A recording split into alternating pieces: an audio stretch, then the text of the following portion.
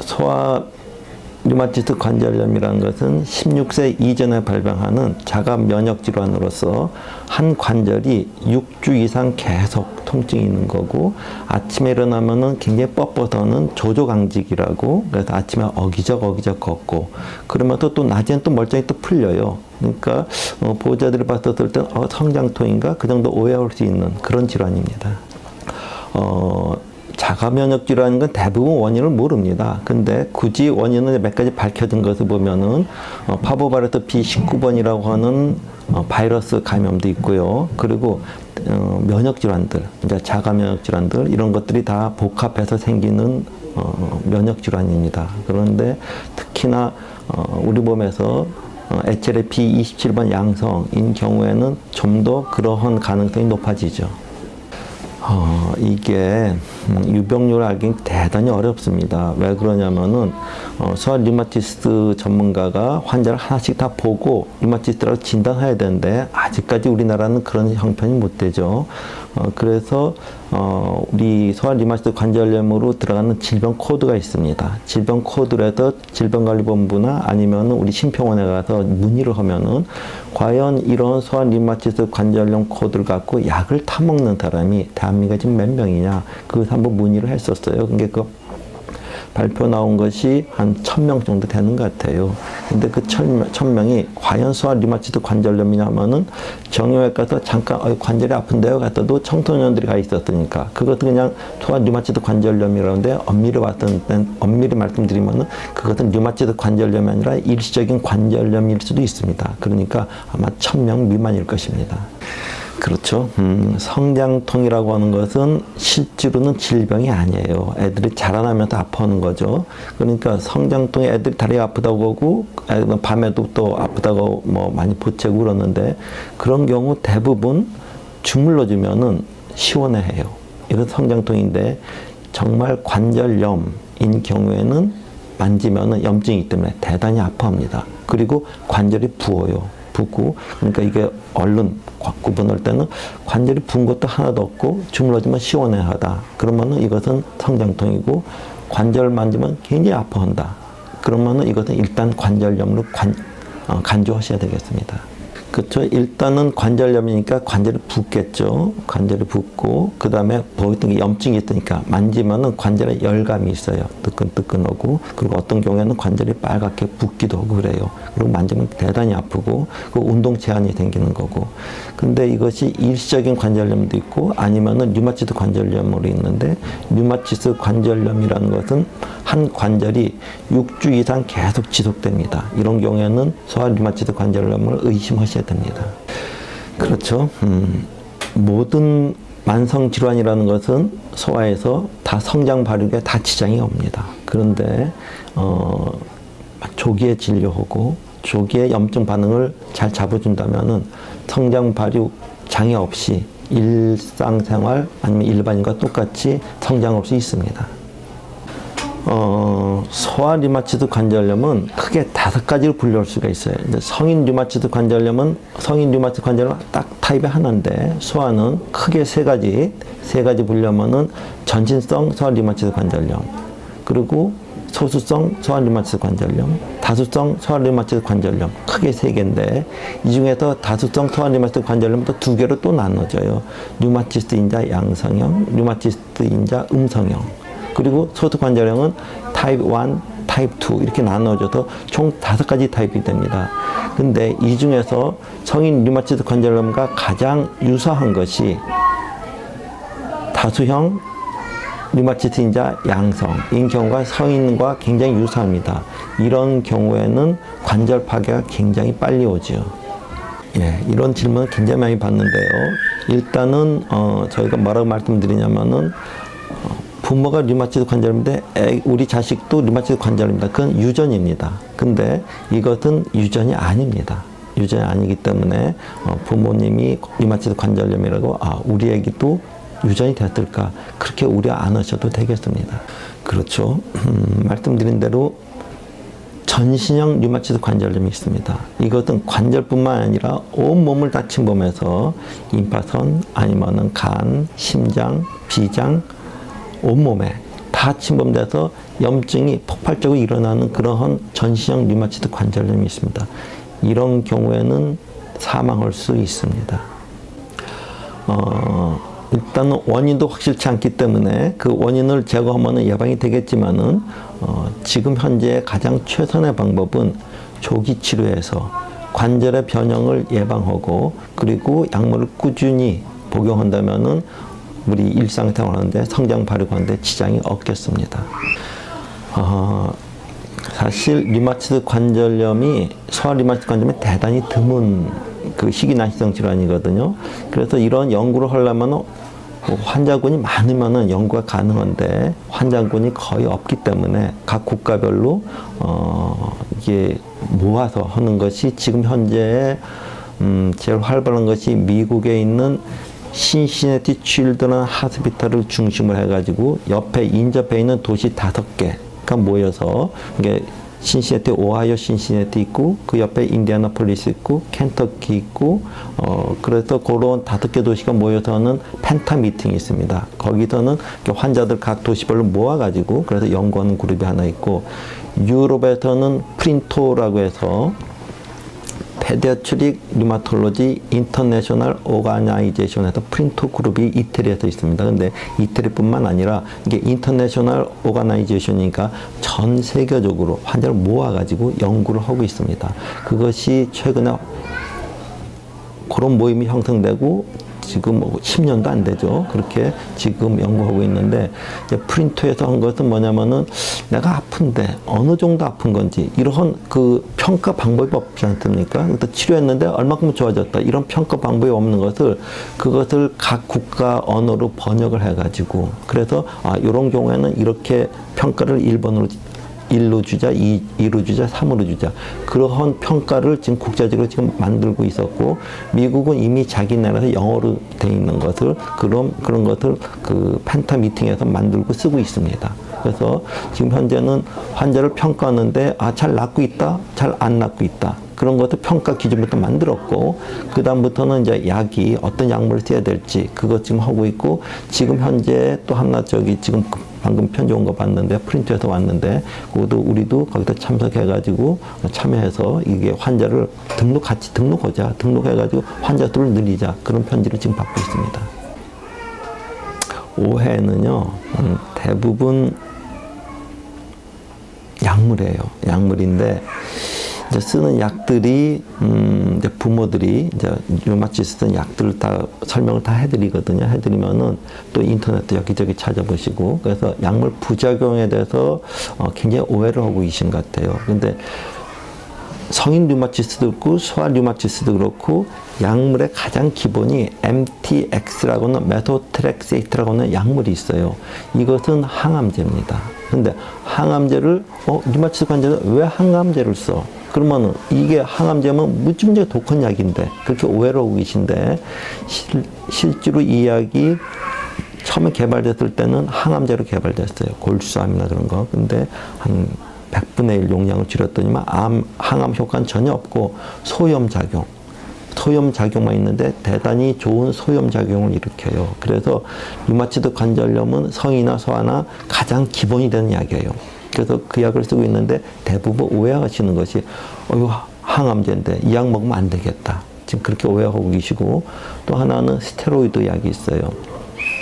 이 세상에서 가장 좋은 염증 제거시키는 약이 스테로이드입니다. 근데 스테로이드는 또 부작용도 있죠. 그러니까 부작용이 얼마큼 있느냐 하면은 이득이 얼마큼 있냐 그걸 따져서 이제 써야 되는데 지금 현재 만약에 염증이 굉장히 급속도로 진행하고 있다. 그럼 스테로이드를 써서 빨리 염증 반응을 제거시키고 그 다음에 관절 변형 막아주는 것이 급선무이기 때문에 스테로이드 쓰는 경우가 있습니다. 이런 경우 보호자들이 또 스테로이드 쓰면은 나쁜 건데 나쁜 쪽만 먼저 부각해가지고 이런 약들을 쓰는 걸 굉장히 꺼려서 또 안 쓰시는 분들도 있어요.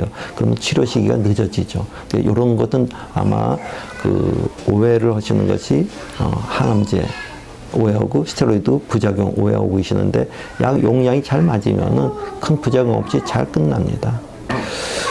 치료는 가장 기본이 이제 약물 치료입니다. 약물 치료인데 첫째는 진통 소염제가 가장 기본이죠. 그 다음에는 면역 억제제, 그리고 그래도 안 듣는 경우에는 생물학적 제자가 지금 계속 개발되고 있습니다. 그런 약들을 써서 좋은 효과를 보고 있습니다. 그렇죠. 성별에 따라서 분명히 이게 여자애들이 훨씬 더 많습니다. 그러니까 아까 전신형인 같은 경우에는 남자 여자 구분 없이 성별 없이 거의 비슷하게 발병하는데 소수 관절염, 류마티드 관절염은 8, 90%가 다 소아 쪽이에요. 그런데 이게 외국의 통계고 우리나라 통계는 아직 없어요. 근데 우리나라 통계를 보면은 남자애들도 굉장히 많아요. 그러니까 이것은 분명히 민족적으로 틀린 것이 있습니다. 근데 이런 것들이 지금 아직 연구가 우리가 안 돼서 그런데 그것들 제가 지금 몇 가지 연구하고 그러면은 남자 쪽에 서양 통계가 틀려요. 우리나라 통계가 분명히 틀립니다. 그래서 우리는 남자가 더 많고 서양은 여자가 더 많은 것 같아요. 소아 류마티드 관절염은 서서히 발병하죠. 그러니까 아침에 일어나서 다리가 뻣뻣하다, 아니면 걷는데 어기적어기적 걷는다. 그러니까 보호자들 표현은 꼭 할머니처럼 걸어요, 아니면 할아버지처럼 걸어요. 이렇게 어기적 건다고 표현을 그렇게 합니다. 낮에는 또 멀쩡하다고 얘기하고, 그러니까 이게 아침에 어기적하게 걷는다. 그것이 조조강직입니다. 아침에 일어나서 관절이 뻣뻣해지는 거죠. 근데 이런 것이 류마티드 관절염의 특징인데 이것이 서서히 발병하고 있는데, 그런데 어떤 경우에는 외상에 의해서도 생길 수도 있습니다. 원인은 다양하지만은 어떤 외상에 의해서 류마티드 관절염 생긴 경우는 대단히 드문 예가 되겠습니다. 그렇죠. 너무 의외로 5살 미만이 제일 많습니다. 그런데 5살 미만의 어느 부모가 우리 애기가 류마티드 관절염이라고 의심을 할 분이 안 계시죠. 또 의사분들도 설마 류마티드 관절염이겠어 그렇게 생각하는데, 통계적으로 이게 외국 통계입니다. 그래서 5살 미만짜리가 더 많은 걸로 되어 있는데, 우리나라에서는 이것이 꼭 5살 미만이 아니라 나이가 굉장히 골고루 분포되어 있는 것 같아요. 그래서 특별히 어느 연령층에 5살 미만이 더 많다 그것보다도 5살 넘어서도 그 정도의 분포는 충분히 있습니다. 그렇죠. 그것을 과연 유전이냐, 그러니까 형제자매 유전 얘기인데, 유전을 가장 연구를 하기 쉬운 것이 일란성 쌍생아. 그러니까 일란성이 아니라 일란성이면 하나가 아프면 다른 애 똑같이 아파야 되겠죠. 근데 일란성 쌍생아를 미국의 신시내티 그룹에서 미국 전역에 있는 쌍둥이 그룹을 다 모아서 연구를 하는 게 있어요. 그런데 그 일란성 쌍생아는 무조건 미국 신시내티 주전 하스피털을 다 환자를 샘플을 보내줘야 돼. 그래서 그 샘플 연구를 하는데, 거기서도 결론은 유전은 아니다. 그런데 일란성 쌍생아 같은 경우에는 다른 연령층에 비해서 다른 형제들보다도 발병률이 좀 높다. 그렇게 되어 있습니다. 그래서 꼭 이것이 유전이냐, 아까도 말씀드렸듯이 부모가 있는 경우 자식한테 꼭 넘어가지는 않는다. 그러나 그런 소인이라든가 그런 환경 같은 것은 가능성이 있다. 그런 얘기죠. 류마티드 관절염 환자들을 보면은 이게 감기 바이러스 그런 것들도 관절을 침범하기 때문에 감기가 걸리고 나면 관절염이 더 심해지죠. 그리고 아무래도 겨울에는 움츠리기 때문에 관절을 잘 안 움직여서 좀 더 증상이 심해지는데, 류마티드 관절염 관리 중에 하나가 물리치료가 있고 운동요법이 있습니다. 그것은 관절이 아프기 때문에 잘 안 움직이기 때문에 관절 주위에 있는 근육을 튼튼하게 강화시키는 것이 무엇보다도 중요해요. 그러니까 자전거 타기, 수영 그런 것은 관절을 유연하게 해주고 주위에 있는 근육을 강화시키기 때문에 우리가 권장해주는 운동이거든요. 근데 겨울에는 움츠렸으니까 다 움직이지 않으니까 그런 것이 근육도 약해지고, 그리고 관절 운동도 잘 안 했으니까 운동 제한도 생기고, 그래서 아마 좀 더 아파하고 감기 걸렸을 때 더 심해지고 그런 경향이 있겠습니다. 불구가 되죠. 왜 그러냐면은 관절이 염증이 계속 생기면은 이 관절과 관절 사이가 붙습니다. 융합이 됩니다. 이게 이 융합이 되면은 그 다음에는 관절이 움직이질 못해요. 관절 하나하나가 떨어져 있어야만 이것이 움직일 수가 있는데, 그래서 관절이 융합이 되면은 이것이 움직이면 뻣뻣해져요. 그러니까 이 결국은 이렇게 손을 잡고 이런 잼통 같은 거 돌리지 못하죠. 이것이 전부 다 이렇게 원활하야만 돌릴 수 있는데, 그러니까 결국은 장애가 됩니다. 그래서 조기 치료하라는 이유가 그런 장애를 막아주고, 그리고 일상생활 왔는데 통증을 제거시키기 위해서라도 빨리 조기 치료해야 되겠습니다. 그렇죠. 그 관절이 변형되기 전에. 근데 한 번 관절이 변형돼서 손상되면 그 다음에는 다시 뒤로 돌아오진 않습니다. 그렇죠. 수술한다는 것은 관절의, 그러니까 이미 융합돼 붙어 있을 때 잘못했으면 관절이 부러질 수 있으니까 그 뒤에 핀을 꽂아서 더 고정시키는 거죠. 운동을 해주는 게 아니라 운동 못해 고정시켜주는 그런 수술 방법이 있고, 그 다음에 특히나 고관절 같은 거, 고관절이 변형이 생겼으면 뻗정다리 걷지 못해요. 그래서 그것은 인공관절로 치환시켜주죠. 그런 수술이 있습니다. 그렇죠. 인공관절 치환술이 비싼 거죠. 네. 그러니까 그런 경우는 그전에는 인공관절 그 자체가 대단히 비쌌었어요. 근데 지금 이제 보험도 되고, 그러니까 그런 그 시술들이 이제 보편화되기 시작하니까 이제 훨씬 더 경제적으로 부담을 덜 얻게 되죠. 그리고 이 희귀난이성 질환이라는 것이 정부에서 보조를 해주니까 보통 의료보험 같은 경우에는 50% 본인 부담이지만은 이것은 10% 본인 부담, 90% 정부 부담 그렇게 돼 있으니까 경제적으로 진료하는데 큰 어려움은 좀 짐을 벗는 그 희귀난이성 질환입니다. 약값보다도 비싼 것이 이게 생물학적 제제인데 이거 주사약이거든요. 주사약인데 일주일에 2번을 주사 맞아요. 그러면은 그 일주일에 들으면 한 달이면 8병이거든요. 근데 8병인데 한 박스가 4개가 들어가 있어요. 근데 그런 경우에 4개짜리가 한 74만 원 정도 해요. 그러니까 그러면은 한 달 맞으려면 2박스를 맞아야 되는데 한 140만 원 되잖아요. 근데 정부에서 보조해주고 약값도 요새 좀 인하가 됐고 그러니까 한 10만 원 미만 이렇게 들죠. 그래도 이것이 1년 맞고 끝난다. 그럼 괜찮은데 연도가 없습니다. 2년, 3년, 5년, 10년 이게 굉장히 부담되죠. 이게 자가 면역 질환은 내 몸에서 나를 공격하기 때문에 이게 약을 끊으면은 재발하는데 경험에 의하면 한 3분의 1 타입이 있는 것 같아요. 3분의 1은 약을 한 3년에서 5년 쓰다가 끊어도 재발 없이 잘 지내요. 3분의 1은 너무나 멀쩡했는데 끊자마자 재발을 해요. 나머지 3분의 1은 끊고 1년 이내에 재발하고, 그러니까 누가 어디에 해당될지 몰라서 3년에서 5년 쓰면서 약을 서서히 줄여나가기 시작하죠.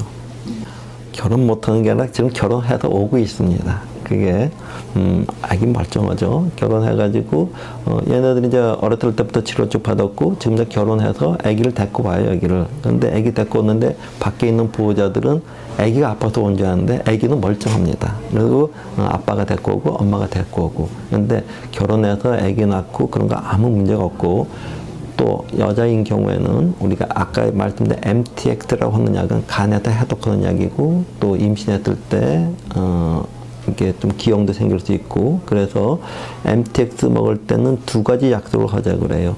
노 알코올, 노 베이비. 노 알코올 술 먹으면 안 되고, 간에다 해독하면 간에 부담되니까 노 베이비 임신하면 안 되고.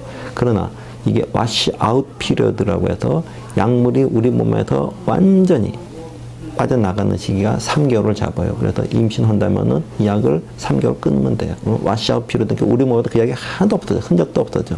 그러면은 일반인과 똑같게 되죠. 그래서 그때 임신하고, 그다음에 또 임신하고 나서는 또 약물 치료하고 그렇습니다. 우리 몸은 아마도 그렇게 임신하면은, 우리 몸이라는 것이 임신하면은 이것은 이물질이잖아요. 내 몸에서. 근데 내가 보호를 해야 되잖아요. 그러니까 그런 여건이 이렇게 보호해 줄 수 있는 것이 굉장히 커피가 넓어져요. 이렇게 넓어져서 그 임신 동안 괜찮은데 임신 후에는 이게 질병들이 다 악화가 되죠. 그러니까 그때는 또 약들도 더 강력하게 써도 되고. 우리나라 전체적으로 등록된 게 1,000명이고 그것도 소아과에서 보지 않고 정형외과에서 보고 가정의학과에서 보고 그랬거든요. 그러니까 1,000명 그렇게 그런 투자를 빼면은 1,000명보다 훨씬 더 작아요. 작고 그러니까 지금 이런 질병들을 보는 것이 아마 전문의들이 거의 없으니까 그래서 서울대학에서 김주곤 교수 보고 스테브란트에서 김동수 교수 보고 아마 제가 보고 그런 환자를 이렇게 나눠서 보고 있을 겁니다.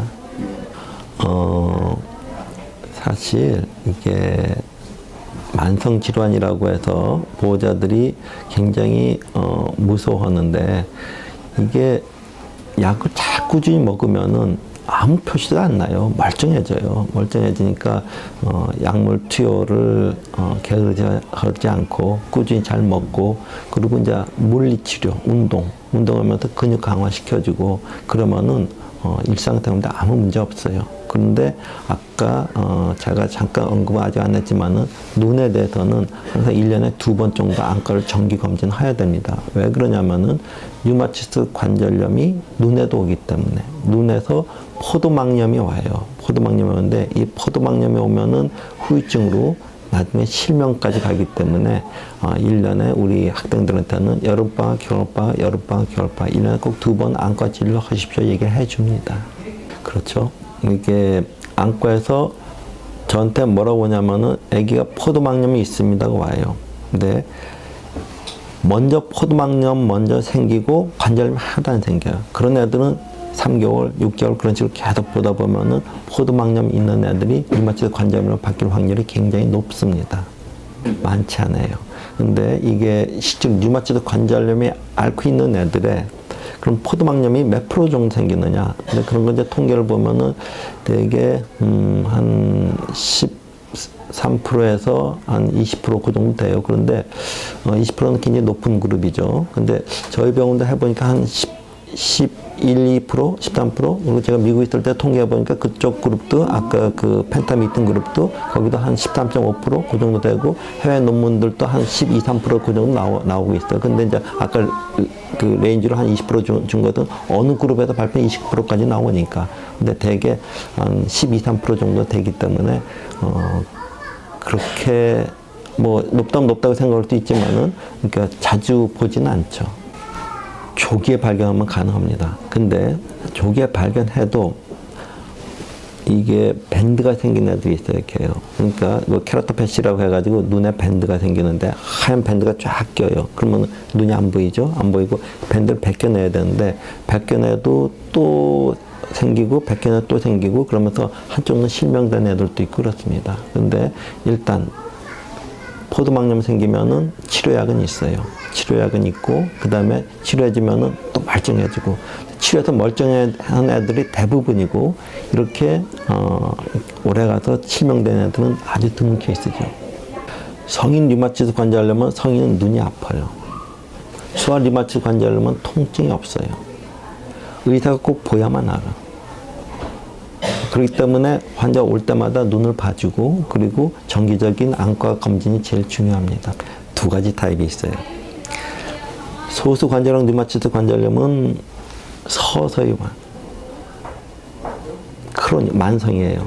근데 아까 그 소수 관절염 중에서도 타입 2 그런 경우에는 뭐가 오냐면은 얘는 급성으로 와요. 급성으로 오고 그렇기 때문에 얘네들은 급성으로 오기 때문에 빨리 발견할 수가 있는데 대신 급성으로 온 애들은 후유증이 적어. 만성으로 천천히 오는 애들은 후유증이 많고.